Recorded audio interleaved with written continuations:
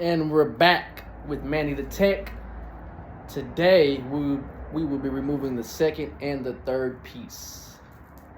We will be removing the air filter and the control panel cover, which is this. This is part of the structured teardown that we're doing. First, you want to verify that the unit is unplugged. Safety always comes first. Boom. Unit is unplugged. That's what we have to verify first.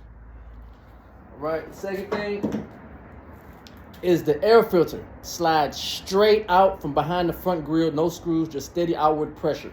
So you just pull on it and it just comes right out, basically. Removing it exposes the evaporator coil, which is responsible for absorbing heat. So let's just get this thing on out, which is already out almost. See? As you can see.